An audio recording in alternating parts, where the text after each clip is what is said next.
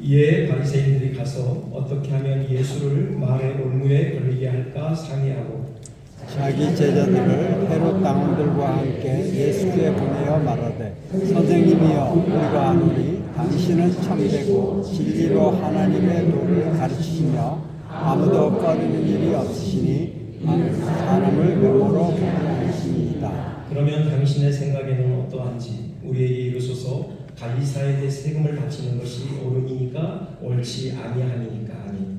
예수께서 그들의 악함을 아시고 이르시되 의식하는 자들아 어찌하여 나를 시험하느냐. 세금 낼 돈을 내게 보이라 하시니 데나리온 하나를 가져왔거늘 예수께서 말씀하시되 이 형상과 이 글이 누구의 것이냐. 이르되 가이사의 것이니이다. 이에 이르시되 그런즉 가이사의 것은 가이사에게 하나님의 것은 하나님께 바치라 하시니. 그들이 이 말씀을 듣고 놀랍게 여겨 예수를 떠나가니라. 아멘. 우리 앞뒤자로 한번 인사 나누실까요? 많이 더우시죠? 한 주간 수고 많으셨고요. 네, 사랑하고 축복합니다. 이제 앞으로 계속해서 또 무더기가 시작될 건데 하나님이 모두에게 강건함을 주시기를 축원드립니다. 금요일부터 시작되는 전도 프로그램 많이 참석하셨으면 좋겠습니다. 하나님께서 특별한 은혜를 부어주실 걸로 기대합니다. 특별히 토요일날은 우리 안수 기도가 있어요. 여러분 마음에 품고 있는 기도 제목들 가지고 나오십시오. 하나님께서 또 목사님을 통해서 우리에게 은혜를 주시는 또 그런 귀한 시간 될 줄로 믿습니다. 21대 대통령 선거일이 이제 이틀 남았죠. 네, 뭐 이미 사전 투표하시는 분들 계실 거예요. 1,540만 명 이상이 사전 투표 지난주 목요일 금요일 했더라고요. 저도 했습니다. 목요일날 새벽에 마치고 바로 가서 했고요. 아무튼 이 기회에 좀 정치와 관련해서 말씀을 나누는 게 좋겠다 그런 생각이 들었습니다. 좀 일부에 뵐 때는 좀 서론을 길게 했는데 그럴 시간 없을 것 같고요. 바로 본론으로 들어가야 될 것 같습니다. 오늘 이 정치를 주제로 하는 이 설교의 내용은요, 어떤 뭐 특정 정파나 특정 정치인에 대한 평론은 전혀 없을 겁니다. 그냥 아주 원론적인 말씀만 드릴 거예요.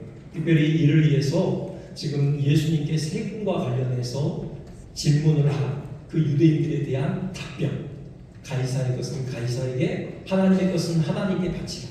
그 주님의 말씀의 의미를 좀 깊이 향해보고자 해요. 그래서 국가와 세속 국가와 하나님 나라의 관계가 어떠한지, 또 하나님께서 통치자들에게 권세를 안겨주신 그 목적이 무엇인지 좀 이런 부분에 초점을 맞춰서 좀 언론적인 성경적인 가르침에 대해서 함께 생각을 하겠습니다.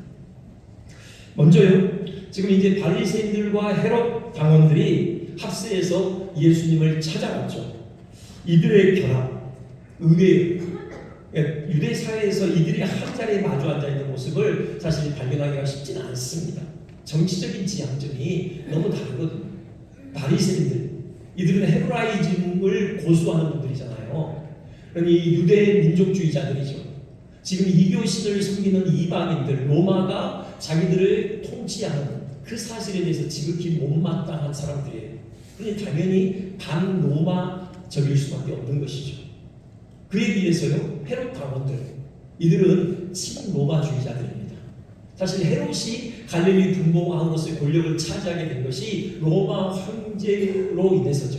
로마 황제가 그에게 그 고난을 위임해 줬던 것이죠. 당연히 친로마적일 수밖에 없어요. 이들이 지금 한 자리에 모여서 지금 예수님께 나온 것입니다. 공공의 적, 바로 예수님이 생긴 거죠. 그를 잡아 죽이기 위한 그런 모의 중이었습니다. 지금 질문을 던져요. 17절이죠.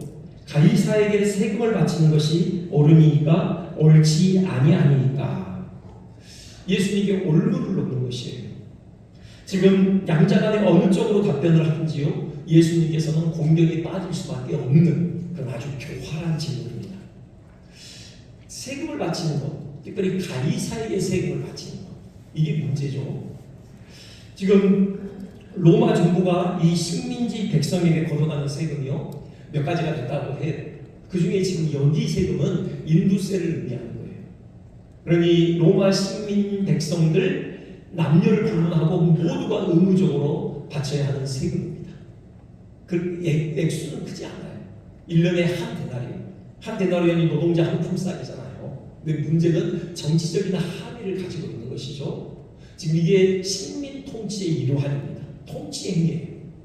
바로 가이사의 통치권을 인정하라는 것이죠.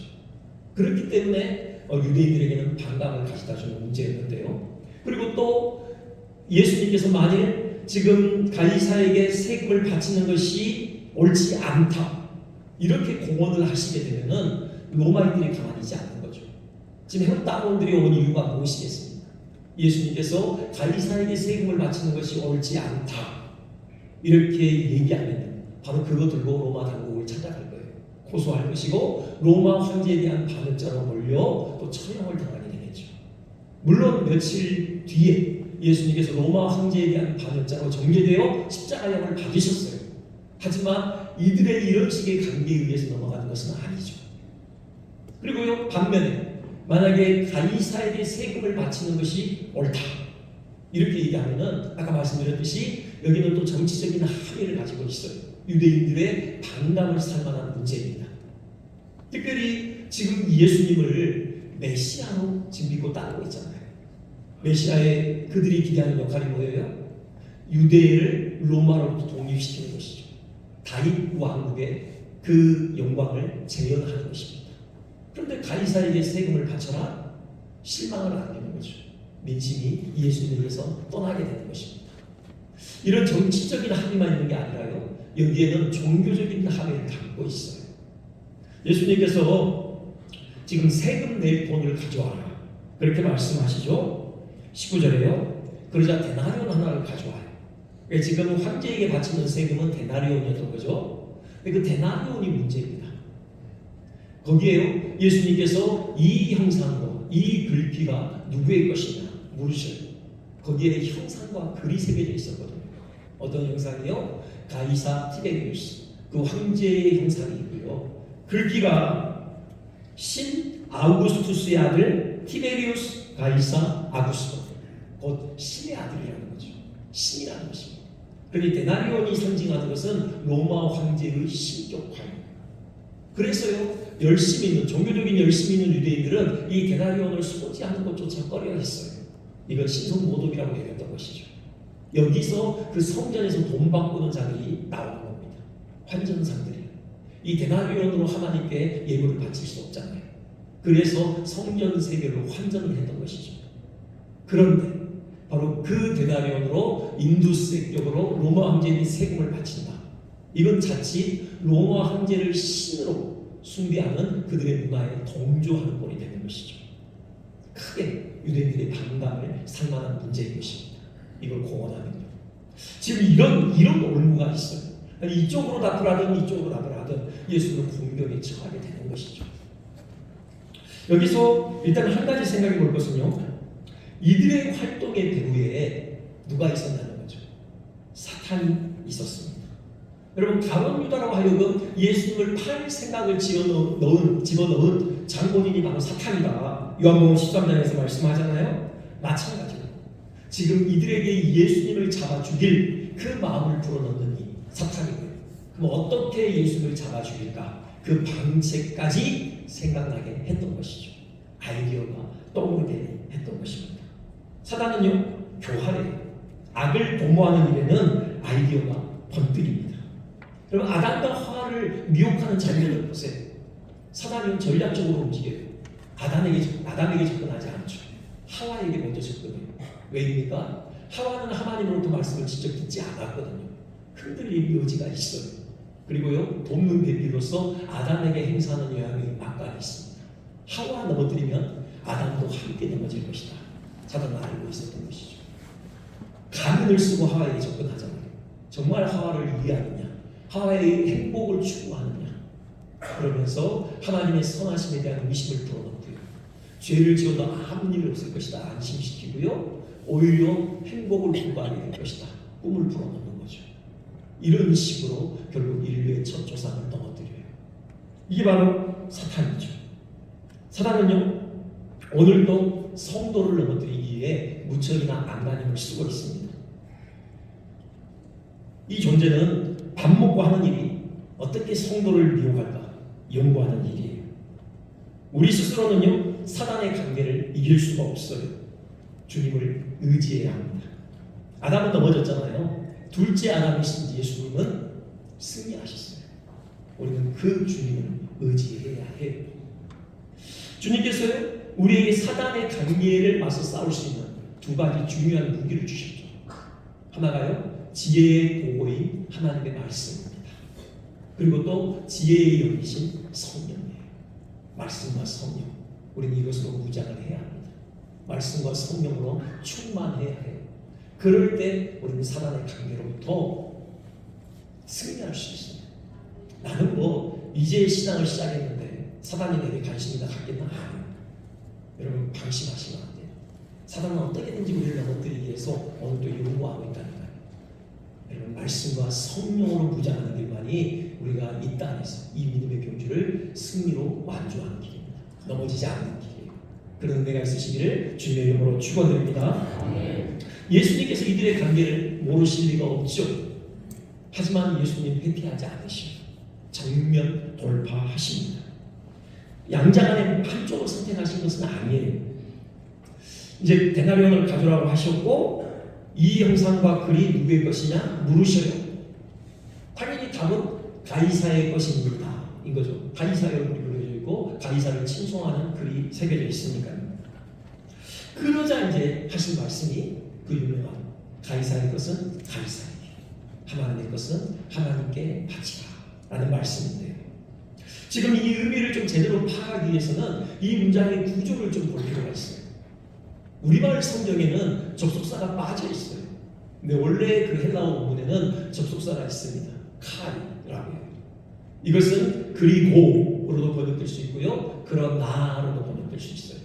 아주 유명한 신학자, 우리 한국이 세계적으로 유명한 신학자인데 김세훈 박사님이 계셔요. 그분이 그러나가 맞다라고 강조를 했고요. 또 많은 분들이 거기에 동조하고 있습니다. 그러나 그러니요 지금 이런 거죠. 가이사의 것은 가이사에게 바치라. 그러나 하나님의 것은 하나님께 바치라. 지금 예수님이 이렇게 말씀하시는 거예요. 강조가 어디에 있습니까? 가이사의 것에 있어요? 아니면 하나님의 것에 있어요? 하나님의 것에 있어요. 지금 후자의 강조가 있습니다. 가이사의 것. 이것이 가이사의 것이냐? 가이사의 것은 가이사에게 바치라. 그러나 하나님의 것은 하나님께 바치라. 지금 이걸 강조하시는 거예요. 그러니까 이렇게 물으시는 거죠. 지금 이 데나리온에 새겨져 있는 형상이 가이사의 형상이고 그 글이 가이사의 글이다. 그러면 데나리온에서 시선을 너희 자신에게 향해 봐라. 너희 안에 무슨 형상이 새겨져 있느냐? 너희 안에 무슨 글귀가 새겨져 있느냐? 이렇게 물으시는 거예요. 무슨 형상이 새겨져 있죠? 하나님의 형상이 새겨져 있죠. 그리고 또 모세오경을 정경으로 받아들였어요. 창세기 1장 27절의 말씀을 안다고요. 하나님께서 우리를 지으시되 하나님의 형상으로 지으셨다는 그 사실을 분명하게 하는 거죠. 우리 안에 하나님의 형상이 새겨져 있어요. 그렇다면 우리는 누구의 것입니까? 하나님의 것이라는 것이죠. 그렇다면 하나님께 우리 자신을 드려야 합니다. 지금 그 말씀을 하시는 거예요. 너희 안에 새겨진 하나님의 형상을 봐라. 너희가 지금 이 데나리온의 가이사 형상이 새겨졌다고 가이사의 것이라고 하는데, 그래서 가이사에게 받지 않는다고 하는데, 너희 안에 하나님의 형상이 새겨져 있어. 하나님의 것이야. 그렇게 너희는 하나님께 너희 자신을 바치라. 그 말씀이에요. 그럼 우리는 하나님의 것을 하나님께 바치라. 그러면은 이제 우리 것을 가지고 소트를 하죠. 이제 분류를 해요. 자, 어떤 것이 하나님의 것이고 어떤 것이 내 것인가. 분류를 하죠. 그리고 재밌는 얘기가 있더라고요. 그 어떤 사람이 젖소 2마리를 낳았어요. 이제 한 마리는 하나님께, 한 마리는 이제 자기들이 갖기로. 그게 결심을 했어요. 아내가 묻죠. 어떤 젖소가, 어떤 새끼가 하나님께 드릴 거고, 어떤 게 우리가 가질 거예요? 좀 기다려봐. 그랬는데 그만 사고로 젖소 한 마리가 죽어버려요, 새끼가. 그러자 아내에게 하는 말 뭐죠? 아이고 이거 어쩌지? 하나님께 바칠 것이 죽어버리네. 하나님께 죽어버리네. 그러는 거죠. 네. 그게 아니에요. 우리가 가지고 있는 것, 우리 11조 드렸으면 12조는 이제 우리의 것입니까? 그게 아니라는 거예요. 우리 안에 하나님의 형상이 새겨져 있어요. 우리 전 존재가 하나님의 것입니다. 그러다 우리는 전 존재를 하나님께 바쳐드려야 하는 것입니다. 우리에게 있는 모든 것이 다 하나님의 것이고 마땅히 하나님께 바쳐드려야 한다는 거죠. 여기 바치다라는 단어가요, 돌려주다, 되돌려주다, 되갚아주다, 그런 의미를 갖고 있는 단어예요. 그러니 이건요, 그 아담의 타락을 전제하는 말씀 같아요. 그러니까 하나님의 것을 하나님께 되돌려주라는 거예요. 그건 우리가 하나님의 것을 찬탄했다라는 거죠. 아담의 타락이 그거잖아요.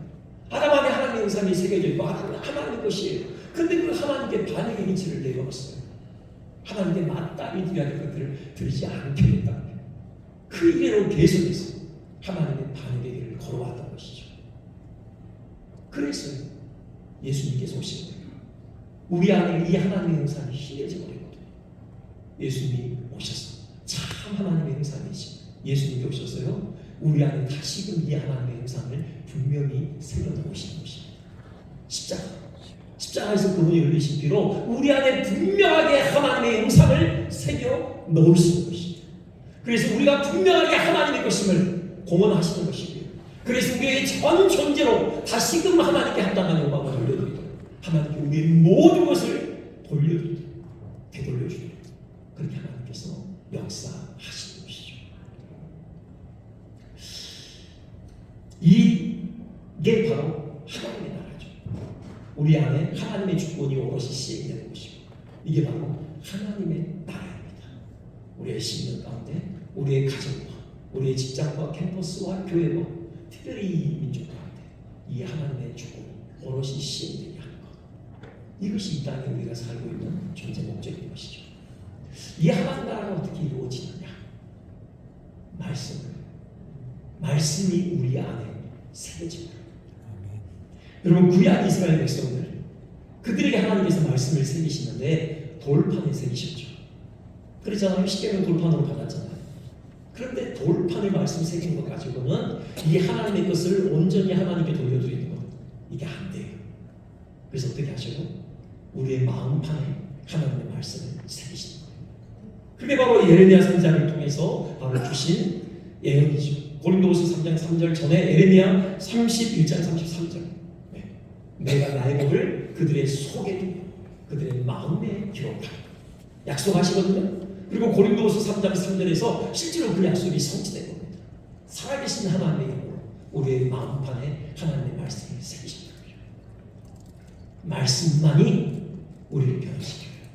말씀만이 우리로 하여금 우리의 전 존재를 마땅히 하나님께 돌려드리는 이 역사를 가능케 하는 것입니다. 그 말씀에 붙들려야 돼요. 말씀이 우리의 마음판에 새겨져요. 그런 은혜가 있으시기를 주님의 이름으로 축원드립니다. 아멘.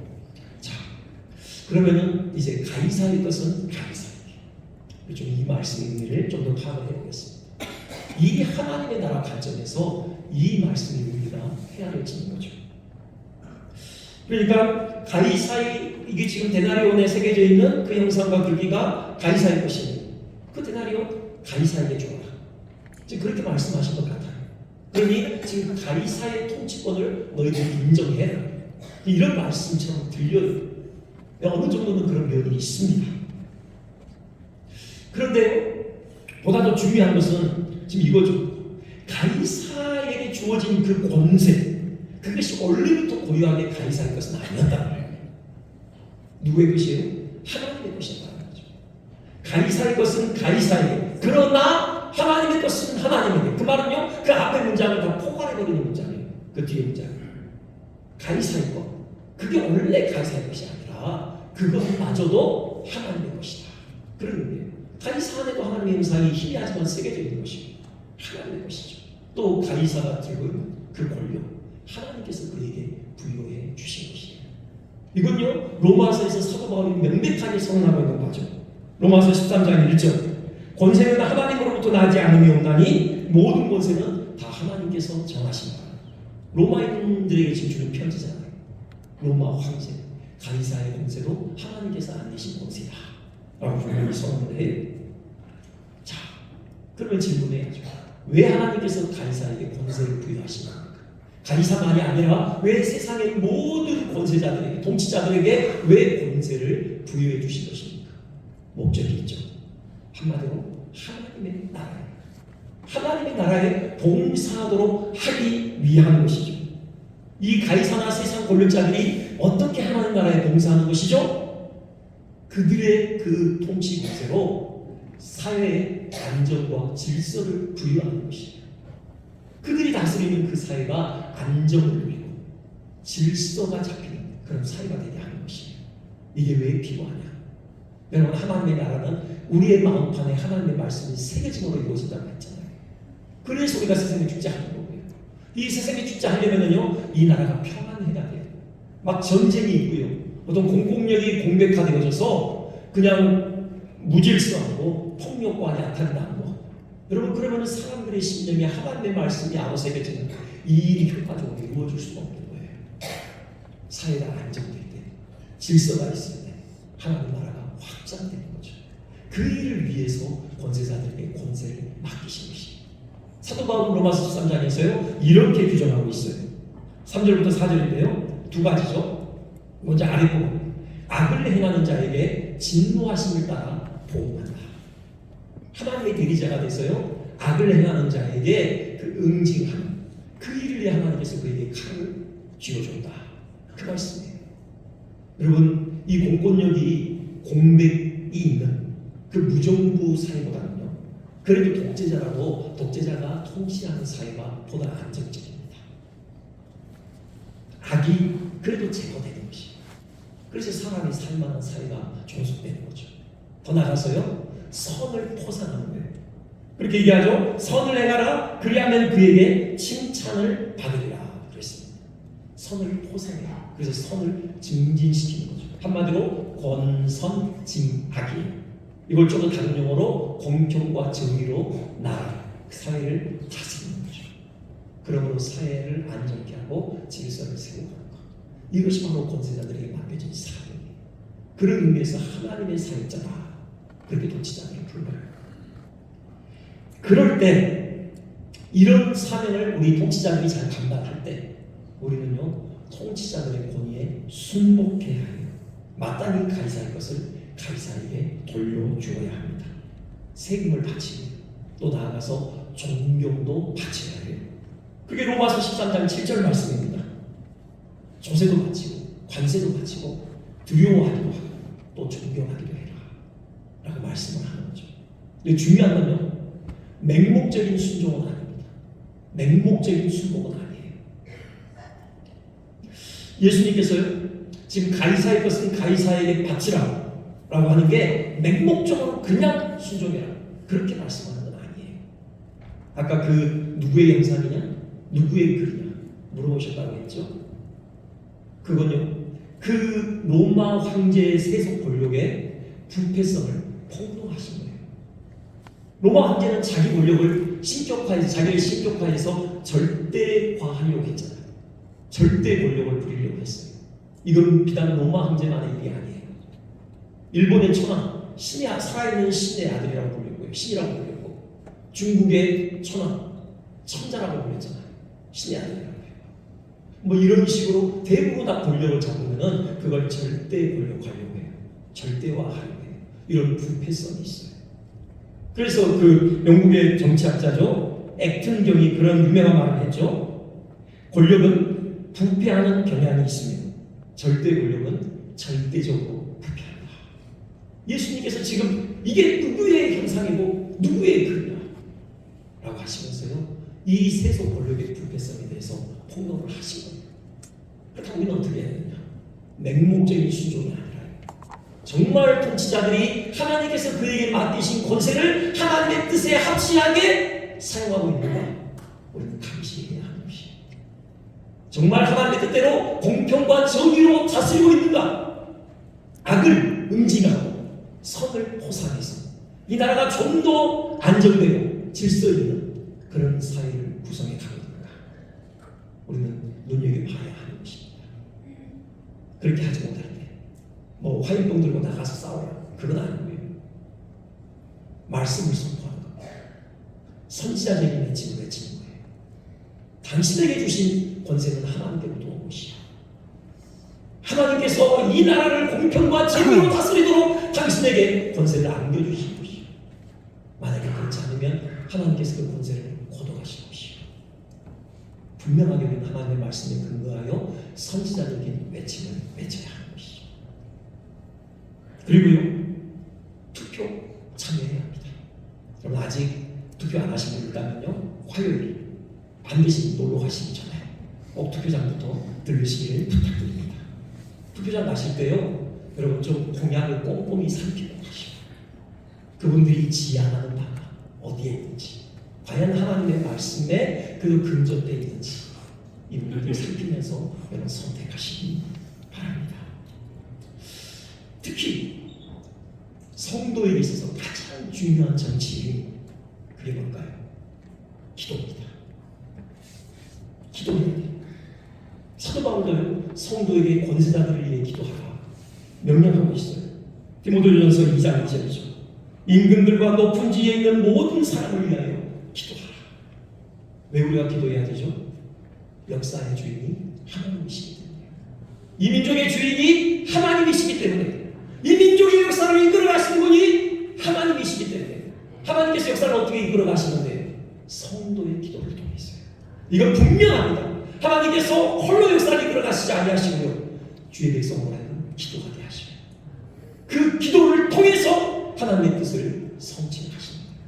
그래서 우리 이 민족을 위해 기도해야 하고, 이 민족의 위정자들을 위해서 우리가 기도해야 하는 것입니다.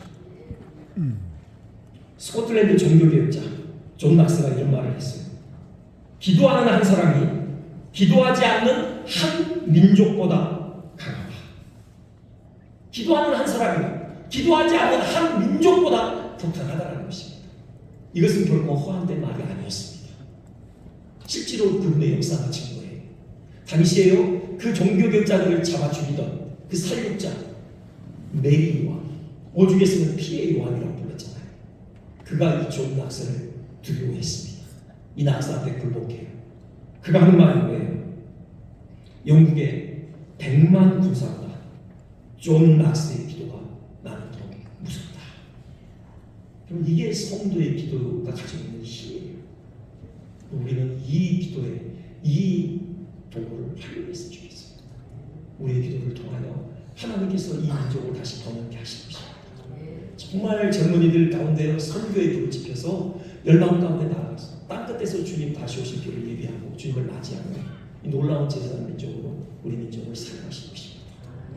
여러분, 기도가 최고의 정치의 힘임을 기억하며 우리 기도하며 이번 대선 이 정국을 지나가기로 주님의 이름으로 축원드립니다. 우리 같이 이 찬양 주